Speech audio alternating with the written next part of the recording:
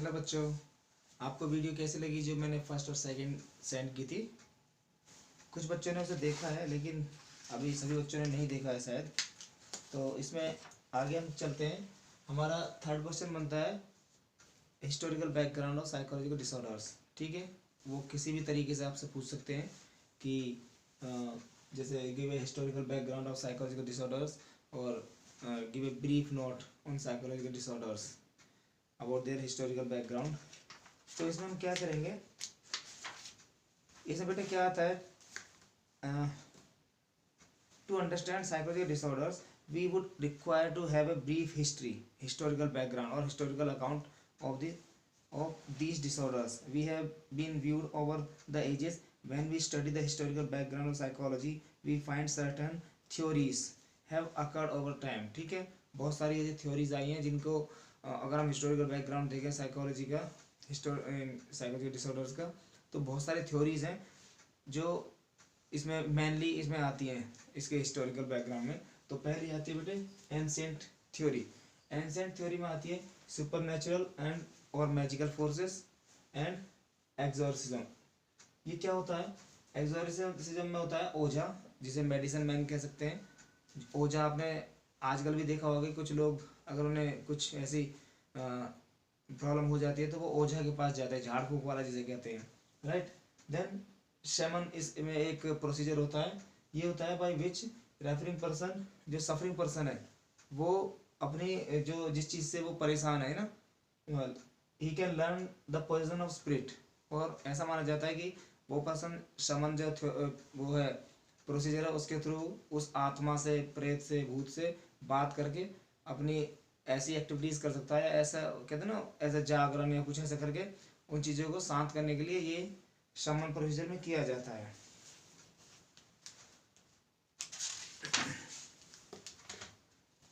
Okay, then फिर आता है बेटे इसमें बायोलॉजिकल और ऑर्गेनिक अप्रोच।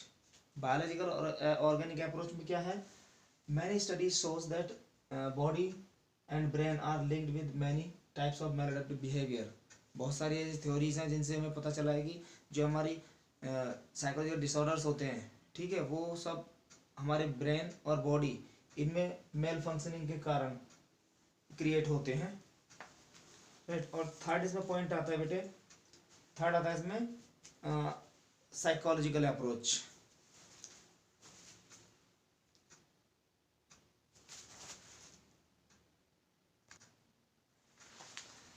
ओके, तो third approach is psychological approach. Psychological approach है जो हमारी वो क्या कहती है, दो psychological disorders are cause because of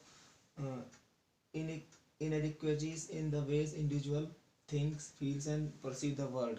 जब एक पर्सन कुछ अजीब तरीके से सोचता है, ठीक है, फील करता है और परसीव द वर्ल्ड, संसार को देखता है, तो उसके इस नज़रिए की वजह से ही मैलएडेप्टिव बिहेवियर क्रिएट होते हैं, राइट। देन अगर हम बात करें वेस्टर्न वर्ल्ड की, तो वेस्टर्न वर्ल्ड है जो एंशिएंट वेस्टर्न वर्ल्ड, उसमें philosophers, physicians of ancient Greek, ठीक है, इसमें हिप्पोक्रेट्स एंड सोक्रेट्स होते हैं। जैसे इसमें आता है मेनली प्लेटो। प्लेटो है, उसने क्या किया था, he develops the organismic approach. He describes the disturb behaviour arise due to the conflicts between emotions and reason. जो इंसान के इमोशंस हैं और जो उसके रीजन्स हैं, उसके जो कारण है उनमें कन्फ्लिक्ट हो जाता है, तब किसी भी पर्सन में साइकोलॉजिकल डिसऑर्डर्स क्रिएट्स होते हैं। ये प्लेटो ने डिफाइन किया था एंशिएंट ग्रीक टाइम में अपने। तो इसमें सेकंड आता है बेटा इसमें गैलन। जो गैलन है उन्होंने फोर ह्यूमर्स दिए थे, जिसमें अर्थ, एयर, फायर एंड वाटर्स। उसने कहा था कि जो हमारी वर्ल्ड है वो इन चीज़ों से बना है, फोर से, अर्थ, एयर, फायर एंड वाटर। और ये जो चीज़ें हैं, ये जो चारों चीज़ें बताई, these are essential parts of our body fluids. Body fluids में आता है जैसे blood, black and yellow bile and phlegm. तो ये तीनों चारों चीज़ें होती हैं जिनकी वजह से किसी पर्सन में साइकोलॉजिकल डिसऑर्डर्स क्रिएट होते हैं। इसके बाद हम बात करते हैं इनमें इम्बैलेंस जब हो जाता है among these four fluids which are caused that these create the disorders or various different types of disorders. Like अगर हम इंडियंस की बात करें, इंडियन की, तो the notion of three dosas of वतना पिता एंड कफा, ये वत पित्त और कफ ये हमारे योगा में आते हैं। इन इन तीनों में जब कुछ इम्बैलेंस हो जाता है तब किसी पर्सन में साइकोलॉजिकल डिसऑर्डर्स क्रिएट होते हैं।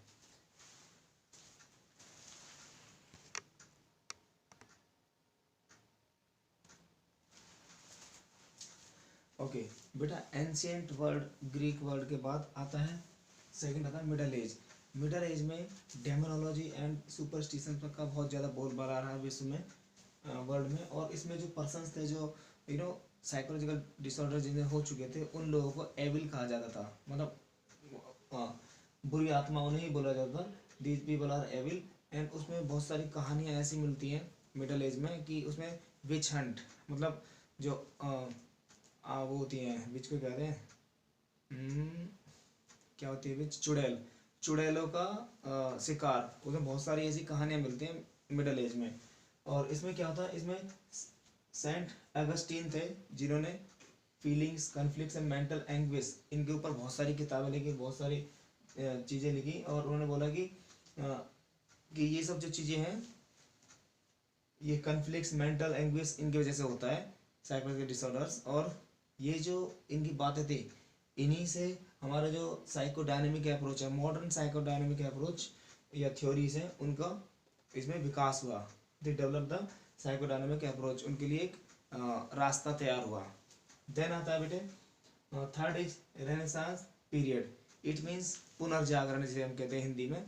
तो इस एज में या इस पीरियड में जो ह्यूमन बींग्स थे उनमें मतलब बुद्धि का बहुत ज़्यादा विकास होने लगा और उन्होंने सोचने लगे कि भाई ये ऐसा होता क्यों है। It means that they increase their thinking और देयर जो फीलिंग्स थी वो इंक्रीज होने लगी about humans and humanism and curiosity about behaviour. वो जो मानव व्यवहार उसके बारे में ज़्यादा जानने की इच्छा करने लगे और सोचने लगे उसके बारे में। इसमें नाम आता है जॉन वेयर्स। इन्होंने क्या किया, they emphasise psychological conflicts and interpersonal relationships. जो साइकोलॉजिकल डिसऑर्डर्स होते हैं उनके बारे में इन्होंने साइकोलॉजिकल जो कन्फ्लिक्ट्स हैं हमारे और इंटर रिलेशंस होते हैं उनको मेन कारण बताया कि इनकी वजह से किसी पर्सन में साइकोलॉजिकल डिसऑर्डर्स होते हैं।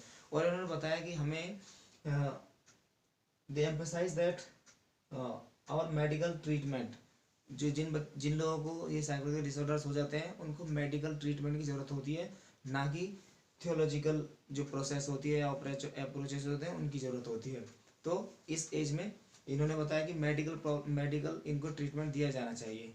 इसके बाद हम बात करेंगे 17 एंड 18 सेंचुरीज। बेटे जो मैं यहाँ लिखता हूँ, ठीक है, मैं इसलिए बीच में पॉज कर देता हूँ वीडियो को ताकि इसमें टाइम वेस्ट ना हो। और जब मैं यहाँ से हटता हूँ आप इसका स्क्रीनशॉट ले लें। और मैं चाहता हूँ कि इनकी एक शॉर्ट वीडियो भी आपके लिए बना दूँ ताकि स्क्रीनशॉट्स वगैरह रहें और आप उसको सिर्फ देख कर ही आपकी कम पीरियड में आप उसको सीख सकें, ठीक है। तो अभी ये आप इसे नोट कर लें।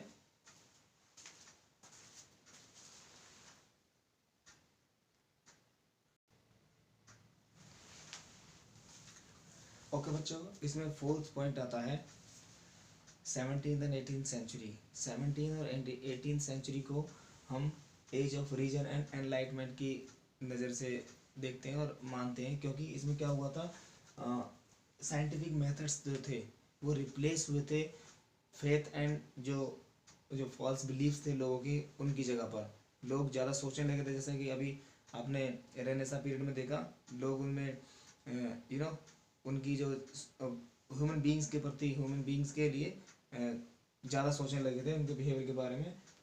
इसके बाद 17th और 18th सेंचुरी में ये साइंटिफिक मेथड्स को ज़्यादा रिप्लेस किया गया फेथ एंड डॉगमा, जो उनके फॉल्स बिलीफ थे उनकी जगह पर। ये जो 18th सेंचुरी है इसको रिफॉर्म मूवमेंट भी मानते हैं, क्योंकि बिकॉज इसमें जो ह्यूमन बींग्स थे उनके प्रति उनके लिए सम्मान की नज़र से देखा जाने लगा। कंपेशन फॉर पीपल, जो साइकोलॉजिकली जो डिसऑर्डर पीपल थे, जिनको प्रॉब्लम्स थी, उनको सम्मान की दृष्टि से देखने लगे लोग। और इसमें एक पॉइंट है कि reform and asylums initiated in Europe and America.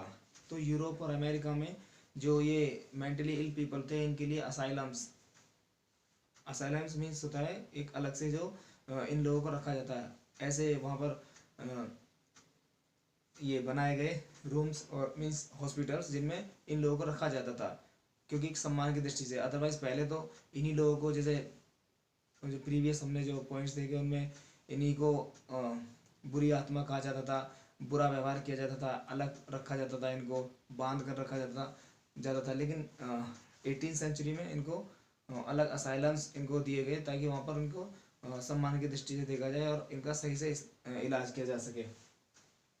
इसमें एक और चीज़ हुई जिसका नाम था डी इंस्टीट्यूशनलाइजेशन, है ना। डी इंस्टीट्यूशनलाइजेशन मीन्स इसमें कम्युनिटी केयर इसमें इन लोगों को दी गई for recovered mentally ill people. जो लोग ठीक हो जाते थे असाइलम्स में से, उनको फिर कम्युनिटी केयर दी जाती थी, ताकि उन्हें समाज में दोबारा से एक वो अपना जीवन यापन कर सकें। ठीक है, इसमें बेटा थर्ड पॉइंट्स अब आएगा इंटरएक्शनल एंड बायो साइकोसोशल अप्रोच। अभी आप इसे नोट कर लें।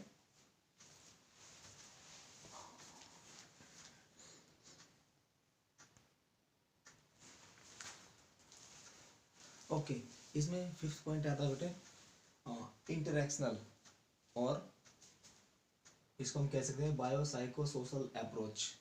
इट मीन्स इसमें बायोलॉजी जो बायोलॉजिकल रिलेटेड थी, साइकोलॉजिकल और सोशल, इसमें तीनों अप्रोचेस मिलती हैं, तो इसको हम एक नाम देते हैं बायो साइको सोशल अप्रोच। ये रिसेंट ईयर्स में, अभी हाल ही के कुछ वर्षों में इसका एक नई अप्रोच हमारे जो साइंटिस्ट हैं, हमारे जो साइकेट्रिस्ट हैं, डॉक्टर्स हैं, उन्होंने इनको फॉलो किया है। और इसमें क्या होता है, दीज थ्री जो अप्रोचेस हैं plays an important role to influencing the expression and the action of outcomes of psychological disorders। ये तीन अप्रोचेस हैं जो जिनको जो साइकोलॉजिकल डिसऑर्डर्स के होने और उनके जो एक्सप्रेशंस हैं उन पर ज़्यादा ज़्यादा एक्सप्लेन करते हैं। तो ये हमारी 5 पॉइंट्स थे जिनमें हम इनको हिस्टोरिकल बैकग्राउंड को जो हम इसमें दिखाते हैं। ठीक है, अब जो नेक्स्ट पॉइंट हमारा होगा, नेक्स्ट क्वेश्चन होगा, वो होगा क्लासिफिकेशन ऑफ साइकोलॉजिकल डिसऑर्डर्स। इसका क्या वर्गीकरण है, जो हमारे साइकोलॉजिकल डिसऑर्डर्स हैं उनका वर्गीकरण। ठीक है, और ये हम नेक्स्ट क्लास में करेंगे। ये हमारा ये क्वेश्चन हो गया हिस्टोरिकल बैकग्राउंड। इसमें कुछ आपको कुछ प्रॉब्लम्स हैं, वैसे मैंने सारे पॉइंट्स लिख दिए हैं, मैं यहाँ पर थोड़ा थोड़ा ही लिखता हूँ, आप इसको एक्सप्रेस करके सारा लिखेंगे। और ये जो पॉइंट्स हैं, पॉइंट्स को जरूर लिखना है, पॉइंट्स को लिखना है, फिर उसको अंडरलाइन करना है, तब आपको उस चीज़ के बारे में लिखना है। और इस तरह ये क्वेश्चन पूरा होता है। नेक्स्ट हमारा क्लासिफिकेशन ऑफ साइकोलॉजिकल डिसऑर्डर्स होगा। इसमें कुछ प्रॉब्लम्स आई है तो आप मुझे क्वेश्चन पूछें, मैं आपको इसका जवाब दूंगा। ठीक है, थैंक यू।